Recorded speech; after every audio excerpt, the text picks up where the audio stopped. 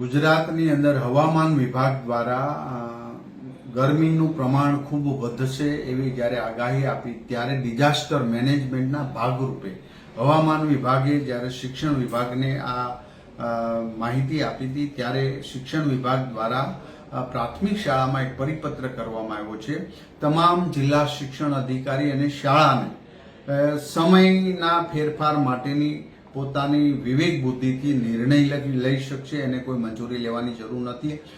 ઉનાળામાં સવારની પ્રવૃત્તિ બાદ કરતા પ્રાર્થના ઉનાળાના આ ગરમીના દિવસોમાં બહારની કે ગ્રાઉન્ડની અંદરની પ્રવૃત્તિ ન કરે. વિદ્યાર્થીઓ વધુમાં વધુ પાણી પીવે, એ પાણી ઓછું ન પીવે એવી દરેક શિક્ષકો દ્વારા પણ એક એમને જાગૃતતા લાવે અને પાણી પીવા માટેનું દરેકને યાદ કરાવી અને બાળકને પાણીનું શરીર માટે શું મહત્વ છે એ પણ જણાવે. હીટ વેવનાથી ડિહાઇડ્રેશન વગેરેની સમસ્યાઓ થતી હોય છે ત્યારે તમામ પ્રકારની સાવચેતી રૂપે તમામ શાળાઓ વર્તે અને સમય પ્રમાણે એ પોતાના શાળાનો સમય ફેરવવા માટે પોતે વિવેક બુદ્ધિથી નિર્ણય લઈ શકે.